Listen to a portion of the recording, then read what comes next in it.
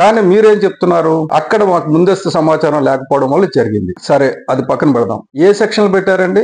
105B 118 అంటే non bailable section లో ఈ కేసులు పెడతారా? నాన్ బెయిలబుల్ కేసులు సెక్షన్లు పెట్టి శుక్రవారం వరకు వెయిట్ చేసి శుక్రవారం నాడు ఆయన అరెస్ట్ చేసి లోపల వేసి 2 రోజుల్లో ఒక పైశాచిక ఆనందం పొందుదామని.